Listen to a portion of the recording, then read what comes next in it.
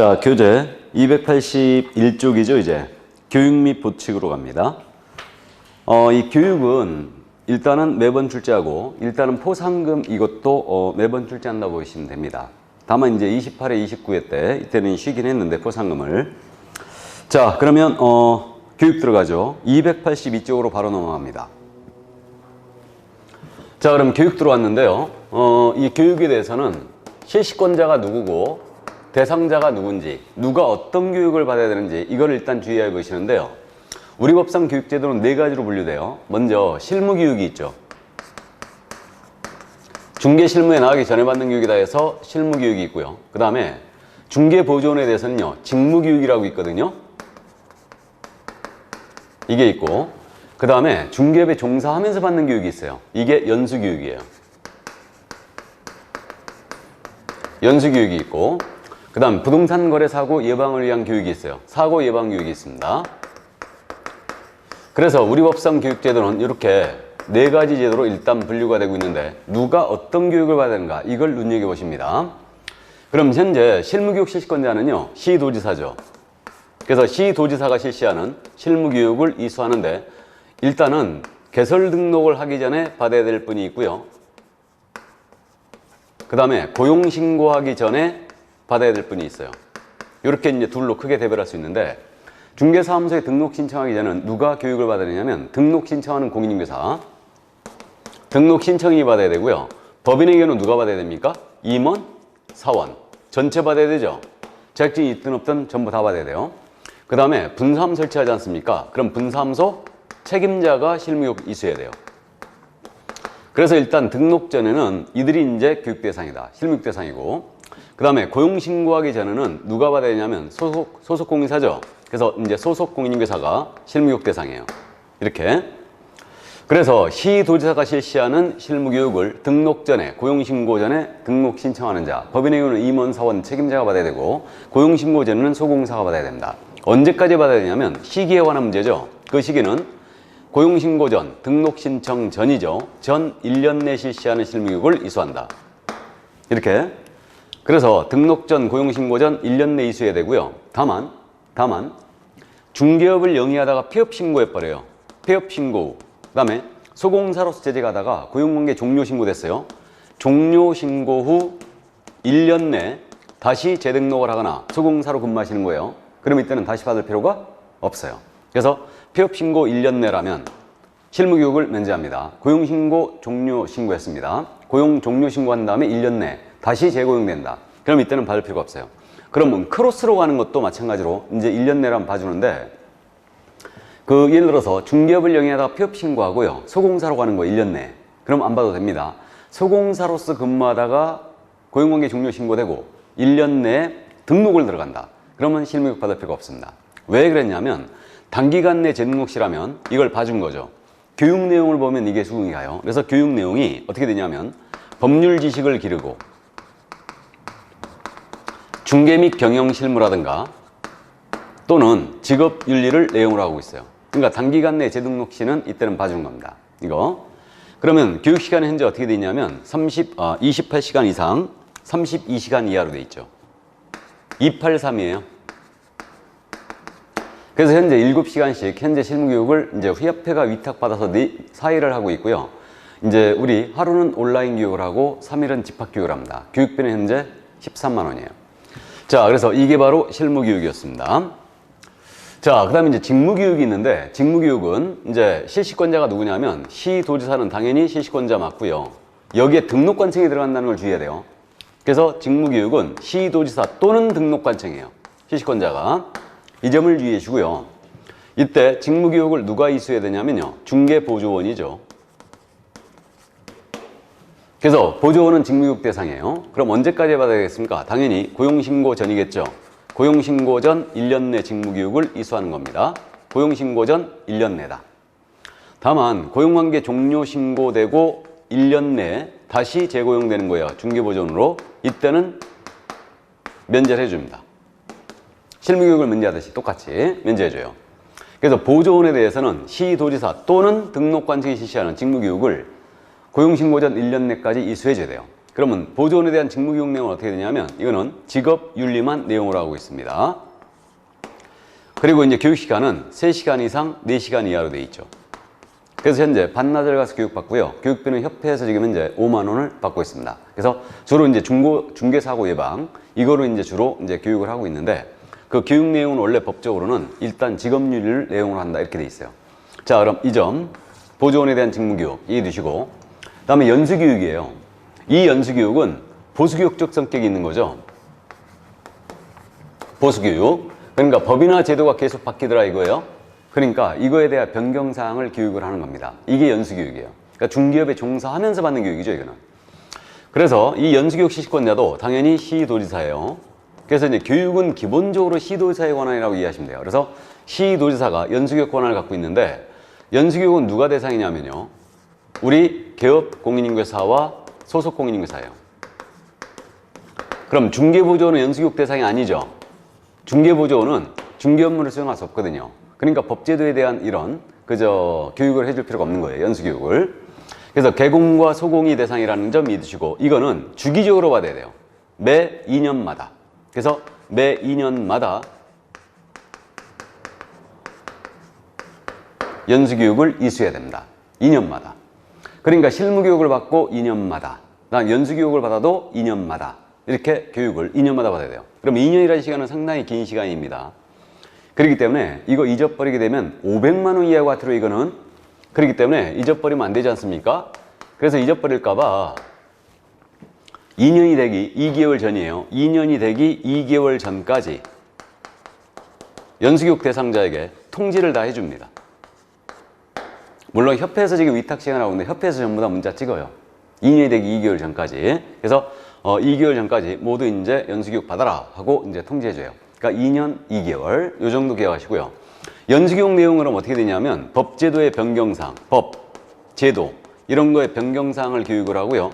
그 다음에 중개 및 경영 실무라든가 또 직업 윤리를 내용으로 하고 있습니다. 그리고 시간은요 이틀이에요. 12시간 이상 16시간 이하로 되어 있죠. 이렇게. 그래서 현재 한나절 반을 교육하고 있습니다. 12시간 교육하고 있고요. 그 연수교육비는 현재 협회에서 8만 원을 받고 있습니다. 자, 그래서 이게 교육시간, 누가 어떤 교육을 받느냐 이런 것도 다 기억을 하는데 교육시간 있잖아요. 참고해 두세요.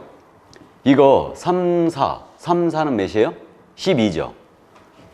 그 다음에 12 더하기 16 하면 몇이에요? 28이에요. 그러니까 28, 32. 숫자가 연계성이 있죠. 3, 4, 12, 12 더하기 16은 28, 28, 32 이렇게 간격은 4시간 간격이에요. 그래서 그렇게 기억을 해주시고요. 자, 그 다음에 이제 부동산 거래 사고 예방 교육이에요. 이거 사고 예방 교육이라는 게 있는데 이거는 세 사람이 다 할 수 있어요. 세 사람이라는 게 국토교통부 장관, 시도지사, 등록관청입니다. 이 셋은 개공 등에 대하여 개업 공인인계사 등에 대하여 필요한 경우에 부동산 거래 사고 예방을 위한 교육을 실시할 수 있다 이렇게 돼 있어요. 그러면 지금까지 교육, 실무교육, 직무교육, 연수교육은 모두 필수성을 띠고 있는 거예요. 등록 전에, 고용신고 전에, 그 다음에 2년마다 주기적으로 필수성을 띠고 있는데 사고 예방 교육은 할 수 있다요. 임의성을 띠고 있네요. 이게 지금 독특해요. 그리고 사고 예방 교육은 국토부 장관, 시도지사 외에도 등록관청 다 할 수 있습니다. 대상자는 개공 등에 대하여 할 수 있다고 그랬어요. 그럼 개공 등이라는 표현이 이제 5번 나오는데 마지막 나왔습니다. 맨 처음에 이중소속에서 나왔고 결격사유에서 나왔고 금지행에서 나왔고 비밀준수 의무에서 나왔습니다. 그 다음 마지막으로 사고 예방 교육 대상에 보조원도 들어간다는 거죠, 이거. 그래서 이 점이 드시고 이건 임의성을 띠고 있어요. 그러면 사고 예방 교육은 필요한 때 할 수 있으니까 사고 예방 교육을 만약에 국장 시도지사 등록장에 하고자 한다. 대상자에게 먼저 통지 또는 공고하게 돼 있어요. 그래서 통지 또는 공고를 해주는데 사고 예방 교육의 통지 또는 공고는 교육 실시 10일 전까지 하게 돼 있습니다. 며칠을 하고요? 10일 전이에요. 그래서 10일 전까지 통지 또는 공고하게 돼 있습니다. 대상자에게. 그래서 이게 바로 이제 사고 예방 교육인데 사고 예방 교육엔 특이하게 말해요. 교육비 지원할 수 있다는 규정이 있어요. 그래서 지금 국장 시도지사 등록관청은 부동산 거래 사고 예방 교육을 하는 경우는 교육비를 지원할 수 있다 이렇게 돼 있거든요. 근데 이게 시행령이 확정이 되면서 봤더니 그래갖고 사고 예방 교육할 때는 그래도 교통비락도 좀 줄 모양이다 그랬었는데 나중에 시행령이 확정이 되면서 봤더니 교육을 받는 사람한테 교육비를 지원한다는 얘기가 아니고 교육을 하는 자한테 주겠다는 얘기예요. 그래갖고 강사료라든가 이런 부분들에 대해서 이제 지원을 해주겠다. 바로 그런 뜻인 것 같아요. 그래서 교육비 지원 기준이 있다는 것만 일단 이해를 해 두시기 바랍니다.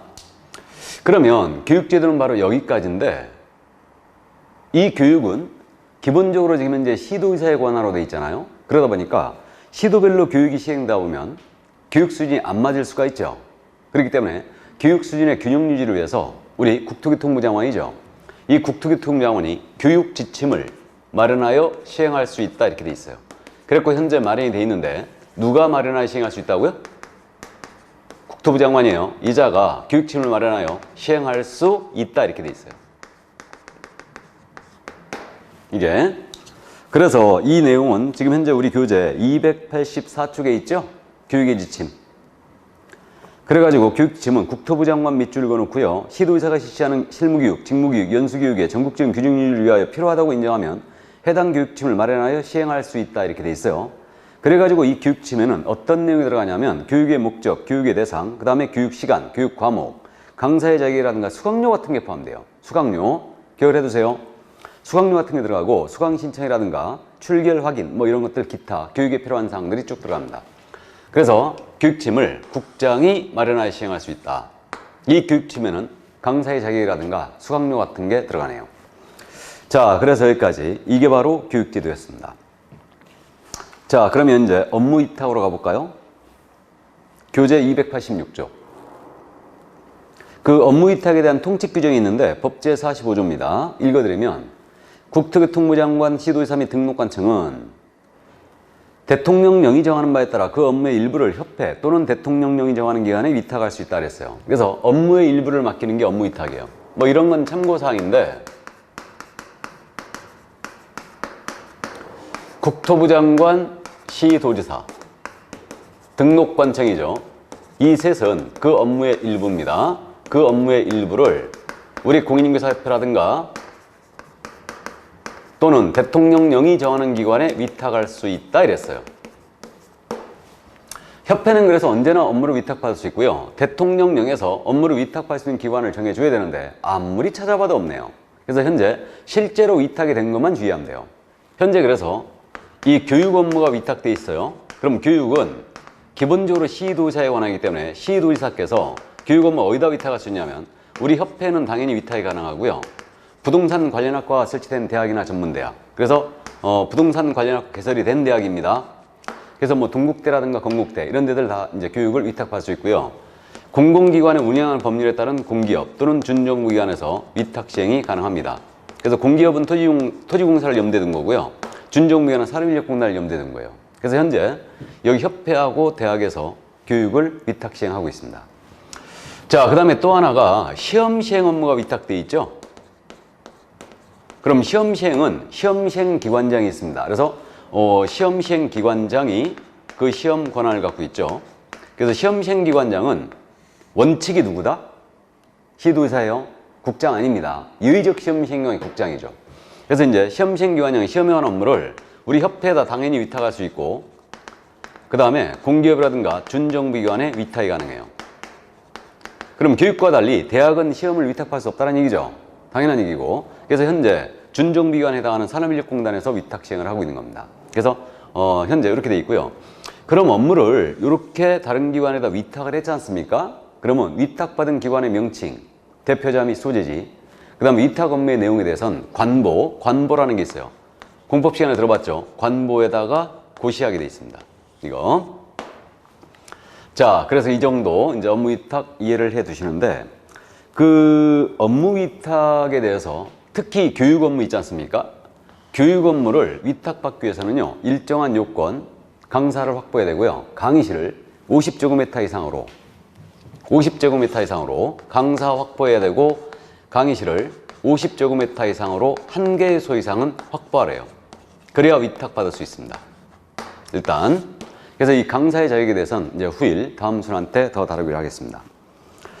자, 그래서 이 정도 업무 위탁 이해해 두시면 되겠고요. 이제 288쪽에 포상금으로 가볼까요? 포상금.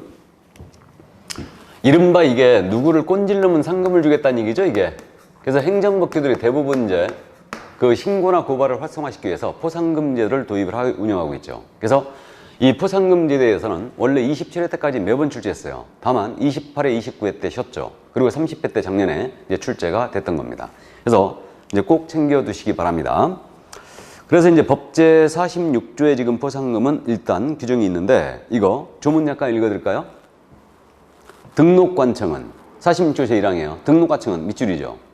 다음의 어느 하나에 해당하는 자를 등록관청이나 수사관에 신고 고발한 자에 대하여 대통령령이 정하는 바에 따라 포상금을 지급할 수 있다. 포상금을 지급할 수 있다 밑줄이에요. 그래가지고 누구를 신고 고발한 포상금을 주겠다고 그랬냐면 1호 제9조 규정에 의한 중개사무소에 개설 등록을 하지 않냐고 중개업을 한 자, 무등록업자죠. 그 다음에 2호 거짓 그 밖에 부정한 방법으로 중개사무소에 개설 등록한 자, 부등록자죠. 다음에 3호 중개사무소 등록증 또는 공사액증을 다른 사람에게 양도되어거나 양수되어 받은 자, 이들이 바로 신고발 대상이에요. 자, 그 다음에 2항을 내려가면 제1항의 규정에 의한 포상금의 지급에 소요되는 비용은 대통령령이 정하는 바에 따라 그 일부를 국고에서 보조할 수 있다. 밑줄이죠. 일부를 국고에서 보조할 수 있다. 자, 그러면 이제 신고 고발 대상자가 누구냐? 이거부터 암기하고 있어야 돼요. 누구를 신고 고발해야지만 포상금을 지급할 수 있느냐? 바로 이 문제인데 이게 고발과 고소는 차이가 있어요. 그래서 우리가 법을 공부하니까 용어를 좀 이해를 해두라고 그랬는데 고소라는 것은 범죄의 피해자인 자가 범죄 사실을 수사기관에 알리는 거예요. 이게 고소고 고발은 범죄의 피해자가 아닌 제3자가 범죄 사실을 수사기관에 알리는 거예요. 그래서 비슷하지만 차이가 있죠. 피해자가 하면 뭐라고요? 고소. 제3자가 하면 고발이에요. 이렇게 되고요. 그래서 이 신고 고발 대상은 3명이 언급되어 있는데 먼저 중개사무소에 개설 등록을 하지 않냐고 중개업을 영위하는 자, 무등록 중개업자죠. 이자 신고한 포상을 받고 있고 그 다음에 이자와 동격인 자, 거짓, 그 밖에 부정한 방법으로 등록한 자, 부정등록자예요. 이자는 무자격자가 지금 등록한 거 똑같잖아요 지금. 그러니까 무등록업자와 처벌이 같습니다. 일단 그 다음에 등록증이나 자격증이에요. 등록증이나 자격증을 양도 대여를 한 자, 양수 대여를 받은 자, 이들을 신고고발하면 포상금을 지급받을 수 있어요. 그래서 이 세 사람에 대해서 행정기관에 의하여 발각되기 전까지 당연히 신고고발 들어가야 됩니다. 발각된 다음에는 안 줘요. 발각되기 전까지고요.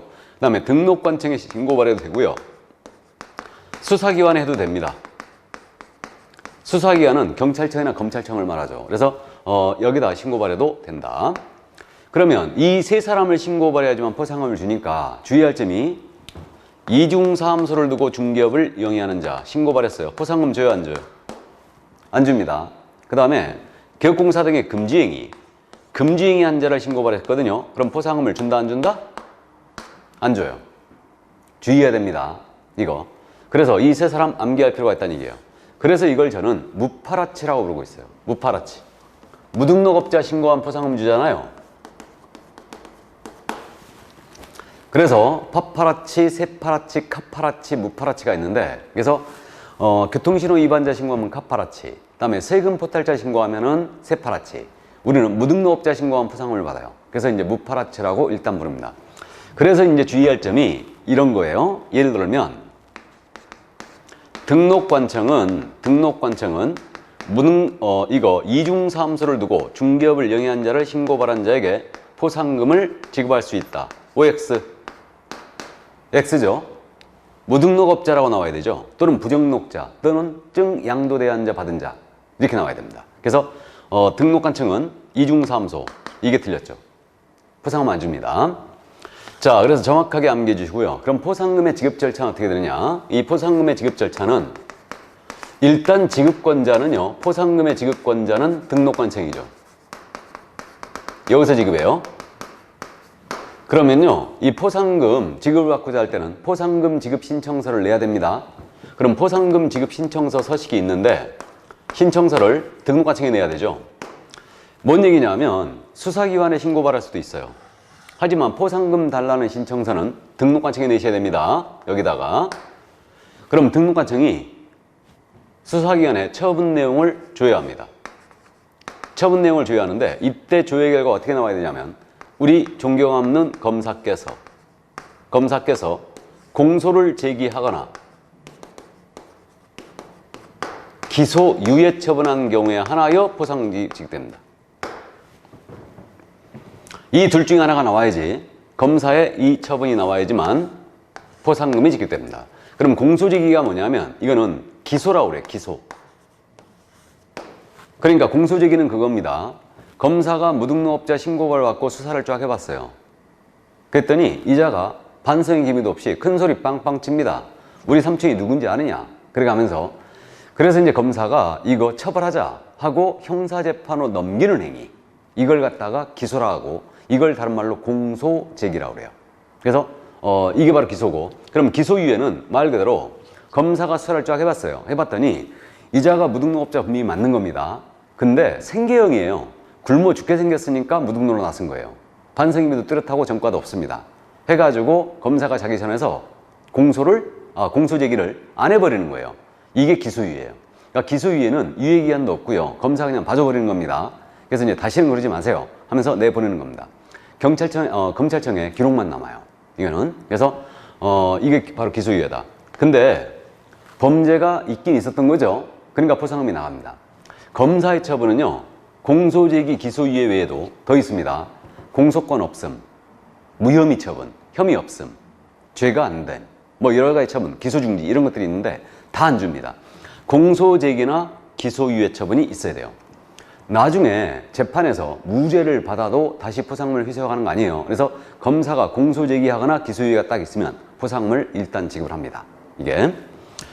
자, 그럼 이제 포상금 이런 결과가 나오면 지급 결정을 해요. 등록관청이 지급을 하기로 결정을 합니다. 결정을 하는데 이 결정한 날부터 포상금은 1월 내에 주게 돼 있어요.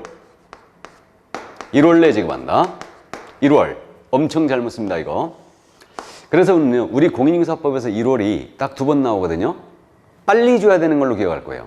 그래서 포상금 지급 빨리 줘야 됩니다. 1월 내에 지급해야 되고, 또 하나 1월이 뭐가 있냐면 자격증 교부. 우리 합격자 공고가 나왔잖아요. 그럼 자격증 한 달 내에 주게 돼 있어요. 그게 1월이다. 빨리 줘야 되는 거. 자격증도 줘야 되고 포상금도 줘야 되죠. 그래서 1월이다. 그렇게 이제 기억해 주시고요. 그럼 건당 얼마를 주냐면요, 50만 원이에요. 건당 50만 원. 자, 그래서 건당 50만 원인데 이 금액은 등록관청에서 지급하는 거예요.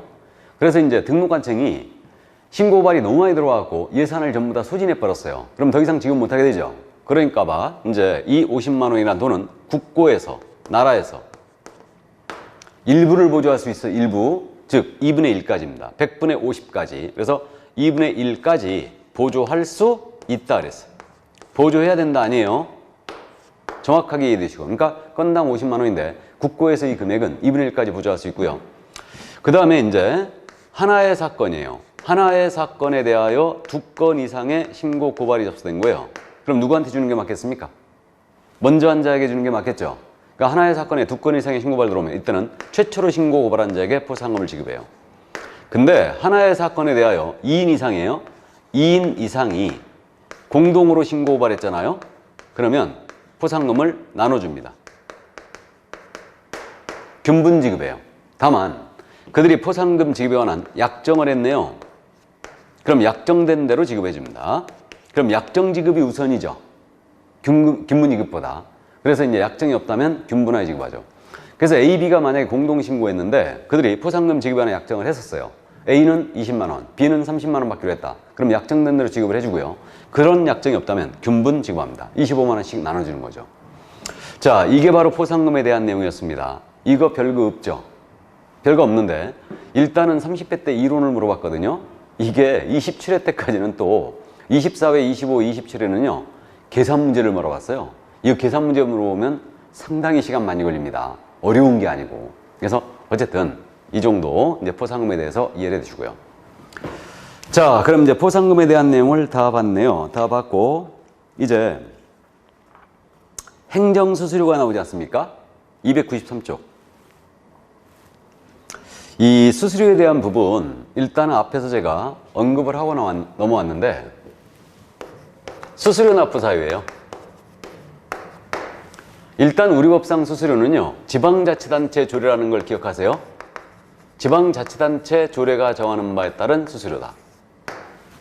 그럼 지방자치단체의 종류가 두 가지가 있잖아요. 하나는 시도가 있고 이게 광역자치단체예요. 그 다음에 기초자치단체라고 그러죠. 시, 군, 구가 있어요.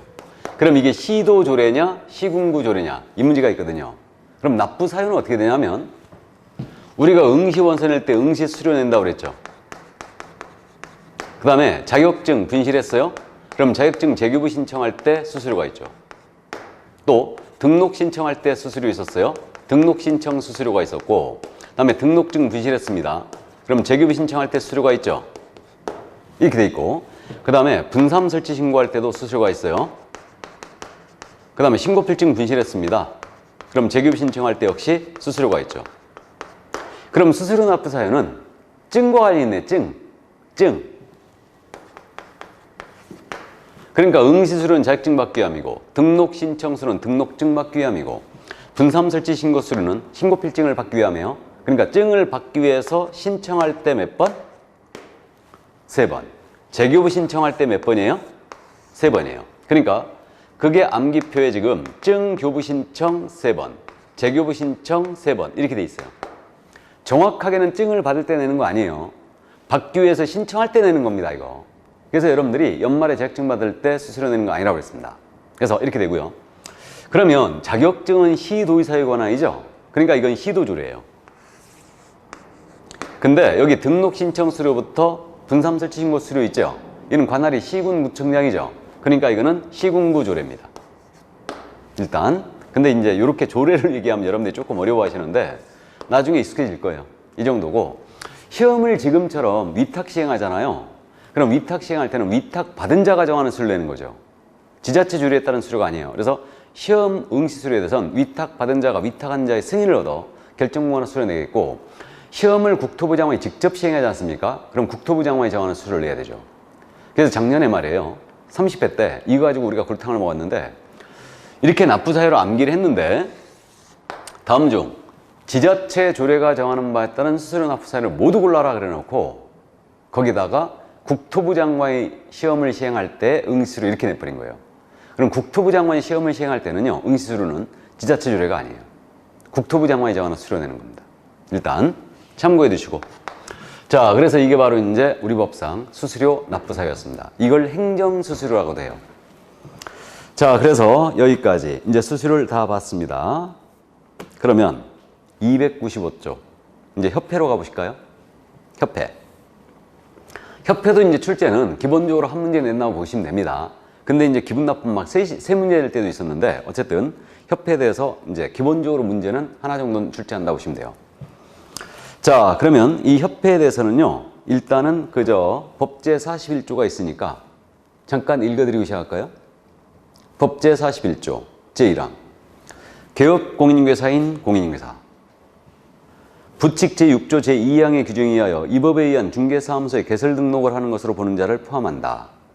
이건 중개인을 말하죠. 중개인 포함입니다. 이들은 그 자질 향상 및 품위 유지와 중개에 관한 제도의 개선 및 운영에 관한 업무를 효율적으로 수행하여 공사협회를 설립할 수 있다. 설립할 수 있다 밑줄이에요. 다음에 2항 협회는 법인으로 한다. 협회는 그래서 비영리 사단법인의 성격이 있고요. 법인으로 한다. 자, 다음 3항 갑니다. 협회는 회원 300인 이상이 발기되어 정관을 작성하여 창립총회 의결을 거친 후 국토부 장관의 인가를 받아 그 주된 사무소에 설립 등기함으로써 성립한다. 이렇게 돼 있고, 그 다음에 4항 협회는 정관으로 정한 바에 따라 시도의 지부를 시군구에 지회를 둘 수 있다 그랬고, 그 다음에 협회 설립 및 설립 인가 신청 등에 필요한 사항은 대통령령으로 정한다 그랬고요. 그 다음에 이제 43조입니다. 민법에 준용을 했고, 협회에 관한 이 법에 규정된 외에는 민법 중 사단법인에 관한 규정을 준용한다, 적용한다 이랬어요. 자, 보겠습니다.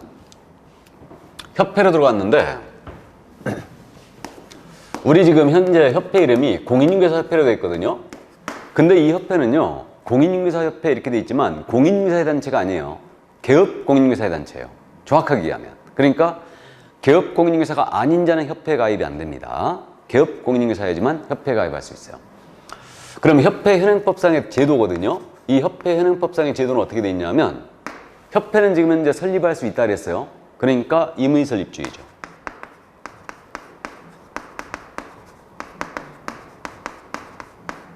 그럼 임의 설립주의니까 협회가 현재 두 개가 설립돼 있어요. 한국공인사협회가 있고 세대한공인사협회가 있는데 협회가 지금 현재 그럼 단일협회제가 아니고 복수협회제로 간다는 얘기죠? 더 생길 수도 있어요. 복수협회제고. 그다음 우리가 개설 등록을 했잖아요. 그럼 협회를 반드시 가입을 해야 되느냐 이런 문제가 있는데 협회는 반드시 가입할 필요는 없어요. 임의 가입주의예요.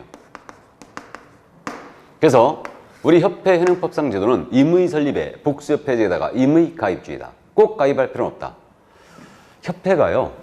여러 개 있는 게 좋겠어요? 하나만 있는 게 좋겠어요? 협회는 다다익선이 아닙니다. 하나만 있는 게 좋죠. 개공사 이익을 대변하고 있기 때문에 협회는 한 목소리 내는 게 좋아요. 그래서 협회가 하나만 있는 게 좋습니다. 그래서 이 협회가 강제 설립에 단일협회자 강제 가입주의를 취하잖아요. 굉장히 강력해지죠. 협회가. 그래서 원래 우리도 강제 설립에 강제 가입에 단일협회제였는데 이게 단체가 너무 커지다 보니까 임의 설립주의로 바꿔버린 거예요. 이게 정치적 목적을 달성했죠. 그래서 변호사협회라든가 법무사협회 이런 데는 전부 다 단일협회 강제 가입이에요. 굉장히 강력하죠. 힘이. 그래서 이게 참고하시고 우리는 근데 이렇게 돼 있다는 거 이해해 두시고요. 그럼 이 협회 성격은 어떻게 돼 있냐면 아까 우리가 조문 읽어봤죠. 협회는 법인으로 한다 그랬죠. 그러니까 협회는 법인이에요. 그럼 법인은 크게 영리, 비영리 법인이 있잖아요. 협회는 당연히 비영리 법인의 성격이 있죠. 그리고 또 법인을 사단법인, 재단법인으로 나누잖아요. 그러면 사단법인 쉽게 가자고요. 사람이 모인 단체. 이게 사단법인이에요. 또 재단법인은 재산이 모인 단체. 그렇게 이해하면 됩니다. 그러면 협회는 사단법인이다, 재단법인이다? 사단법인이에요. 그래서 우리 협회는 비영리 사단법인의 성격이 있는 겁니다. 그러면 우리 법에 협회에 관한 규정이 없을 때는 조문을 읽어봤어요. 이것도 43조에 있었는데 민법상 사단법인 규정을 적용한다 이랬죠? 준용한다 이랬어요. 끌어다 씁니다. 이걸 갖다 뭐 재단법인 조합 규정 막 준용한다 막 이렇게 내는데 다 맞춰버리죠. 이런 것들은. 왜 민법 규정을 준용하게 돼 있냐면요. 비영리법인은 민법이 규율해요. 영리법인은 상법이 규율합니다. 그래서 민법 중 사단법인 규정을 이제 준용을 하게 돼 있고요. 그 다음에 우리 협회는요. 국토부 장관의 인가라는 걸 받아 설립하고 있어요. 그래서 인가주의를 취하고 있습니다. 법인 설립할 때 뭐 인가주의, 준칙주의, 허가주의, 특허주의 여러 가지가 있는데 우리는 협회 설립할 때 인가주의예요. 요 인가는 설립 요건을 맞춰서 인가 들어갔잖아요. 국토부 장관의 인가 신청 들어가면 국토부 장관은 이거를 자기 재량권 행사해갖고 거부할 수 없어요.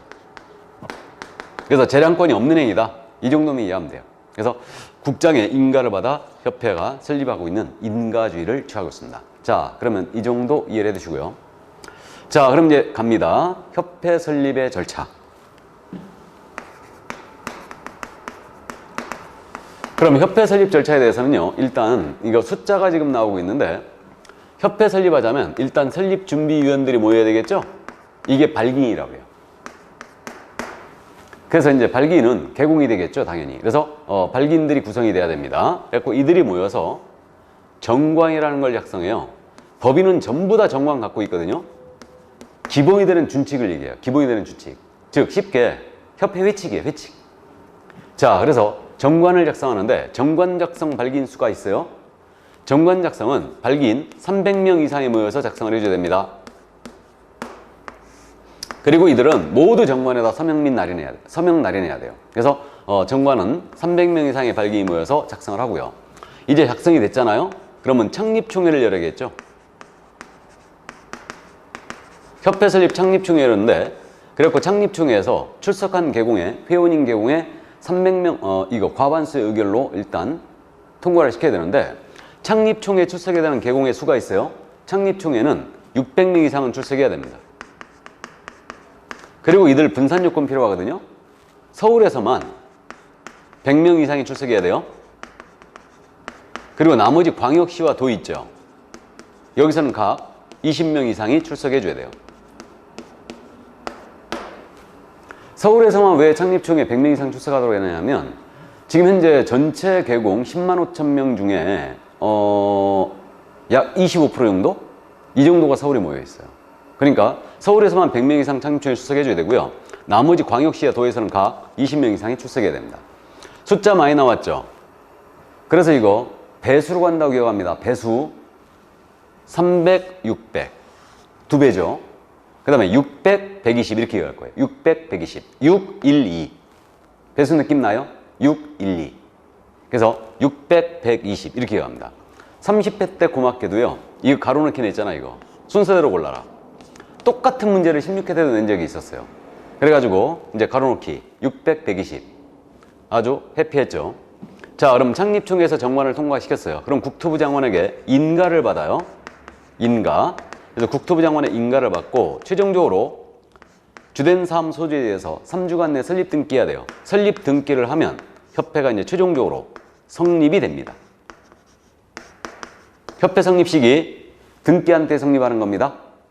그래서 여기까지 일단 이해를 해 두시고요. 협회 성립 시기. 자, 그럼 협회 이제 설립 절차까지 다 봤거든요. 다 봤고, 그럼 이제 협회 조직으로 내려가죠. 297조 조직. 그래서 일단 조문은 제가 빠른 속도로 읽어드렸습니다. 그러니까 조문은 읽어드렸으니까 바로 들어갑니다.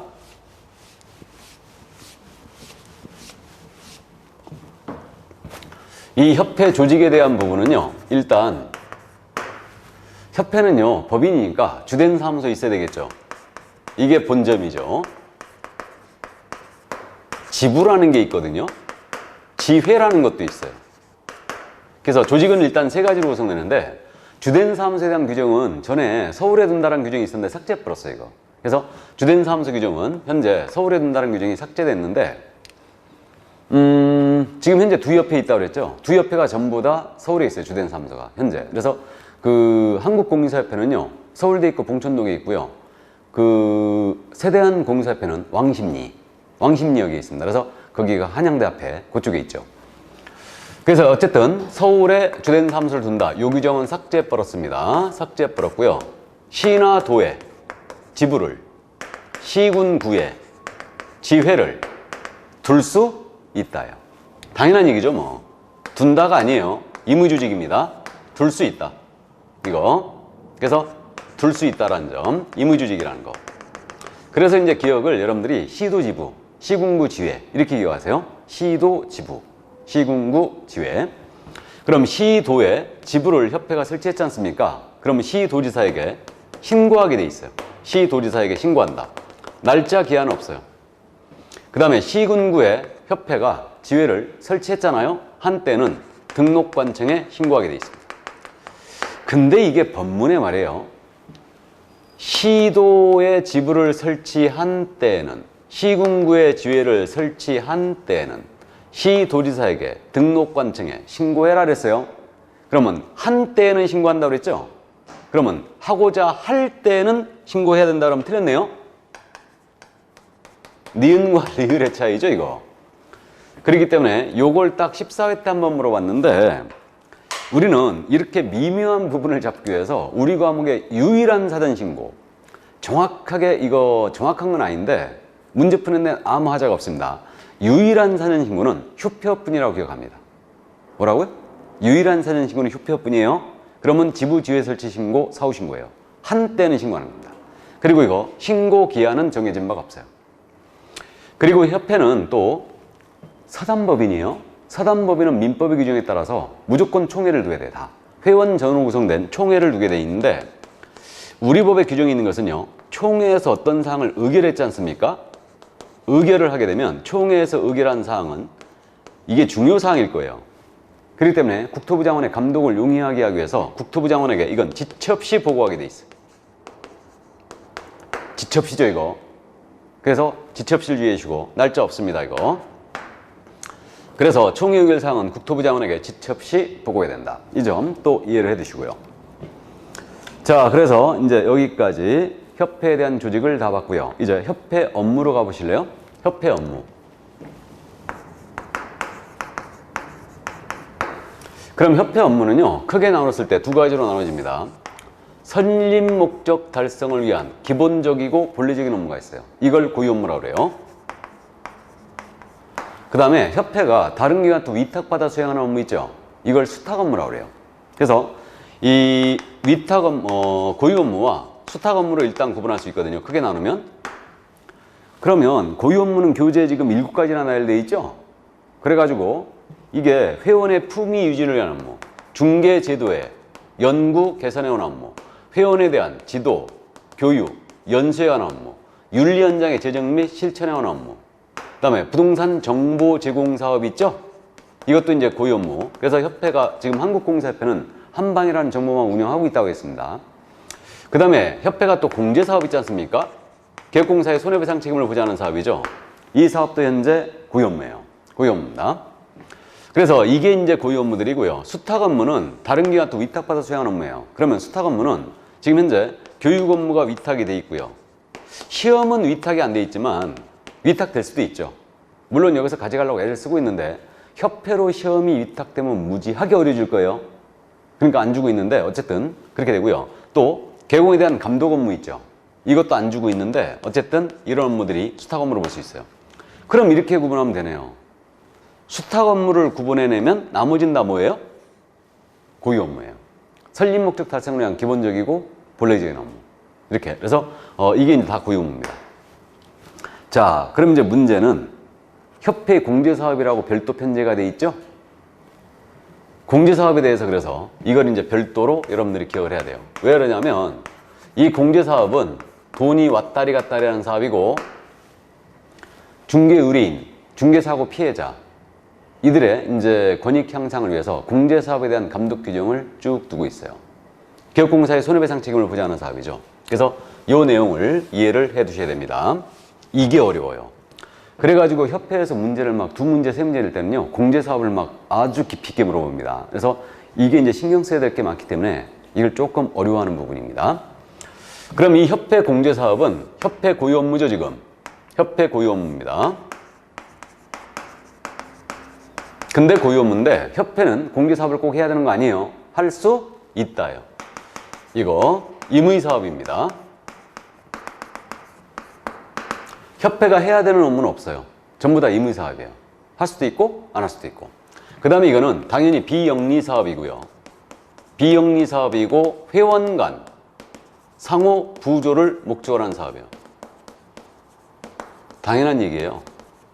공제라는 말 자체가요, 회원들끼리의 상호 부조 목적이 들어가 있어요. 원래 공제라는 게. 그래서 회원 간 상호 부조 목적 사업입니다. 그래서 우리가 개설 등록을 해갖고 공제에 처음 들어가잖아요. 그럼 최초로 공제 들어갈 때는 최초 회원가입 해야 된다고 그랬죠. 그 회원가입비가 50만 원이에요. 그리고 1억 공제 가입했을 때 19만 8천 원 또 내잖아요. 그래서 이제 69만 8천 원이 한 번에 들어가는 겁니다.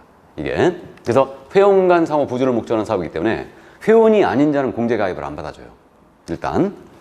자, 그럼 그 점 기본적으로 이해되시고, 그러면 이제 협회가 공제 사업 하잖아요. 그럼 공제 규정이라는 게 있어요.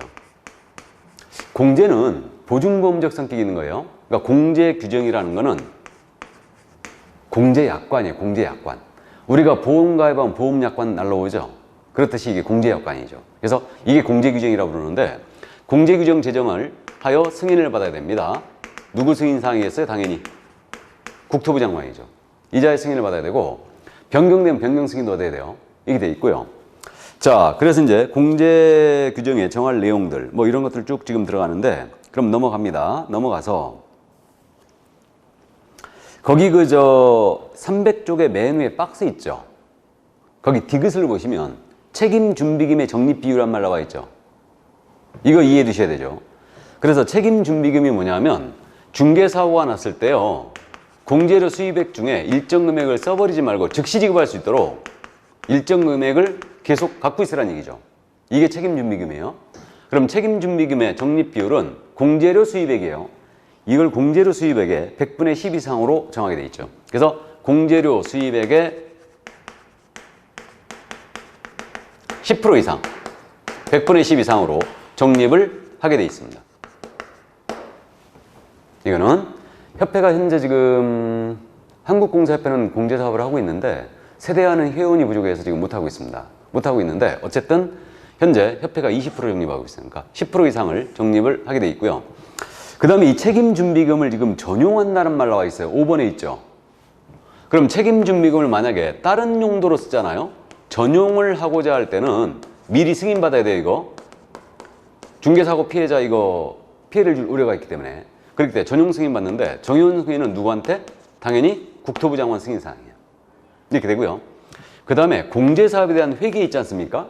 공제사업 회계는 별도의 회계로 관리해야 돼요. 회계 분리 의무가 있어요. 그러니까 이것도 다른 사업과 섞어버리지 말라는 얘기예요. 그래서 자금의 흐름을 확실히 보겠다는 얘기입니다, 이거. 그래서 회계 분리 의무가 있다는 점 이해해 주시고, 그 다음에 공제사업에 대한 운용 실적 있죠. 운용 실적도 공시하게 돼 있어요. 실적 공시해야 됩니다. 실적 공시는 회계연도가 종료됐잖아요. 그러면 회계연도가 종료되면 이거는 3개월 내에 하게 돼 있습니다. 3개월 내에 어디다 하게 되냐면 협회보가 있죠. 협회보. 협회에서 발행하는 신문이나 잡지 또는 그 일간신문에다가 이제 공시를 하게 돼 있고요. 앤드 협회 홈페이지가 있거든요. 홈페이지에는 게시를 해놓게 돼 있어요. 이렇게. 그래서 이거는 보 또는 신이에요. 보신이에요. 앞에서 전속중개계약시는 정보망 또는 일간신문이었죠. 망신이었습니다. 망 또는 신이었고 이거는 보 또는 신입니다. 그리고 홈페이지 게시하는데 몇 개월 내에 하라고요? 3개월 내에 해줘야 됩니다. 일단 자, 그래서 이렇게 하고 그러면 2019년도 공제사업 운용 실적은 2020년 3월 31일까지 공시하게 돼 있어요. 이거는 기업질 대차 대조표 공시하는 거 똑같아요. 이거는 그래서 3개월 내 공시를 해주게 돼 있습니다. 이 점 이해되시고, 자, 그 다음에 이제 교재 순서대로 가죠. 그럼 7번에 300페이지 7번에 공제사업 운영위원회가 있죠. 공제사업을 심의하고 감독을 하기 위해서 공제사업 운영위원회라는 게 있습니다. 자, 그럼 뭐라고 되어 있냐면 설치 부분에 공제사업에 관한 사항을 심의하고 그 업무 집행을 감독하기 위하여 협회 운영위를 둔다라고 되어 있죠. 둔다란 말의 동그라미. 이건 필수 기관이에요. 반드시 둬야 됩니다. 협회 둔다. 이거는 협회 두게 돼 있고요. 이때 이제 이 심의 사항은 뭐냐면 쭉 참고해 주시고요. 구성 및 운영으로 내려가면요. 협회 일단은 그 운영위원회 위원은요. 협회 임원, 중개업 법률 회계금융 보험 부동산 분야 전문가 관계공무원 및 그 밖의 중개업 관련 이해관계자로 구성하되 그 수는 19명 이내로 구성한다 그랬어요. 그러니까 공제사업위원회 수는 몇 명 이내로 한다고요? 19명 이내로 구성합니다. 일단 이렇게 구성하는데 거기 그저 구성 기업 구성 부분에 보면 운영위에는 성별을 고려한다고 그랬죠. 성별을 고려한단 말이 있어요. 그러니까 성별을 고려하여 19명 이내로 일단 구성합니다. 그래가지고 위원으로 이제 갈 수 있는 자가 누가 있냐면 그 박스에 돼 있는데 일단 협회 회장은 당연히 들어가요. 참고해 두세요, 이거. 그 다음에 협회 그저 임원 중에서 이사회가 추천한 자. 협회 임원들 중에 일부가 들어갑니다. 그래서 협회 회장과 임원 있잖아요. 이들의 수는 전체 위원수의 3분의 1 미만으로 하게 돼 있어요. 공정성을 위하기 위함이죠, 이거. 짐작될 겁니다. 그래서 3분의 1 미만으로 하게 돼 있고. 자, 그 다음에 한 장을 넘기시면 임기가 있어요. 여기 운영위원회 위원은 19명 이내로 성별을 고려해 정하는데 일단 임기는 2년으로 갑니다. 2년. 그 다음에 새로 선임된 위원은 전임자의 자녀 기간으로 가요. 그래서 임기는 2년이다. 일단 이렇게 돼 있고, 그 다음에 이제 1회 안에 연임할 수 있다라고 돼 있고요. 이게 연임 가능하다고 그랬고요.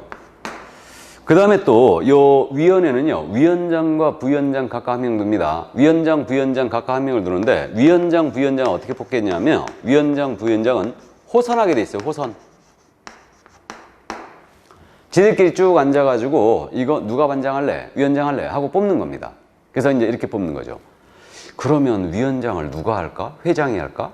어쨌든 위원장, 호선이라는 점 일단 이해해 두시고, 나머지 이제 이거 나머지 내용들은 일단 참고해 두시고 세부 내용은 이제 좀 더 다음 시간 때 더 다루기로 하겠습니다. 그래서 일단은 요 정도 감 잡아두세요. 운영위원회가 협회를 둔다. 필수기관이에요. 19명 이내로 위원장 호선이고요. 그 다음에 19명 이내로 협회에다가 이제 둔다는 거. 그 다음에 이 공제사업에 대한 조사 또는 검사도 할 수 있거든요. 조사 또는 검사를 할 수 있는데 이게 말이 조사 검사지 회계 감사예요, 이거는. 그럼 원래 조사 검사권은 국토부 장관에게 있겠죠? 근데 국토부 장관이 회계지식이 부족해요.